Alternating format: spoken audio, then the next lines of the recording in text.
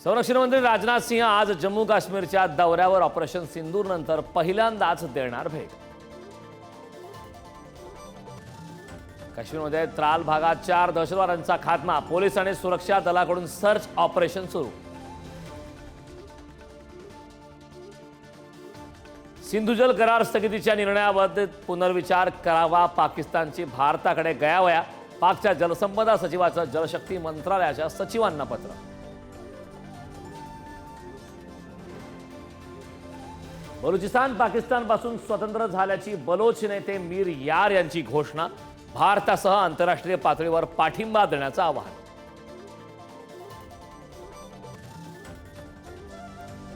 Operation सिंधूर नंतर पाकिस्तानच्या किरणा हिल्समध्ये अणुऊर्जा गळती नाही, आंतरराष्ट्रीय अणुऊर्जा संस्थेनं केलं स्पष्ट।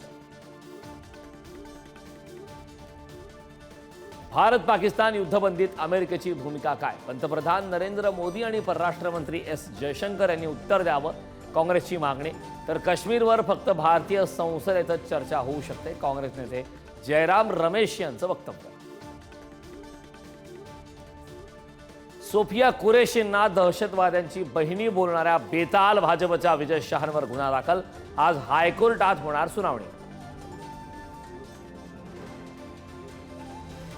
नगरपालिका महानगरपालिकांसाठी प्रभाग रचना तातडीने सुरू करण्याचे राज्य निवडणूक आयोगाचे सरकारला आदेश, स्थानिक स्वराज्य संस्थांच्या निवडणूक प्रक्रियेला गती। महाराष्ट्रात 5127 कोटींची थेट परकीय गुंतवणूक, मुख्यमंत्री देवेंद्र फडणवीस यांच्या उपस्थितीत ब्लॅकस्टोन समूहासोबत सामंजस्य करार, 27,510 रोजगाराच्या संधी निर्माण होणार।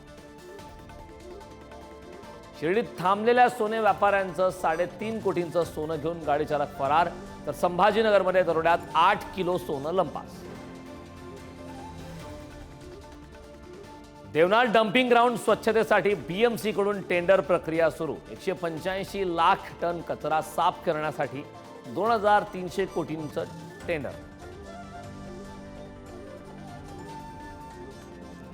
11वी प्रवेशाची प्रक्रिया सोमवारपासून सुरू होणार, शालेय शिक्षण विभागाच्या वेबसाईटवर अर्ज भरण्याचं आवाहन।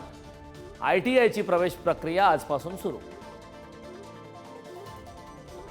मुंबईसह राज्यात वादळी वाऱ्यांसह पावसाचा इशारा, पुढील 5 दिवस हवामान खात्याचा सतर्कतेला अलर्ट।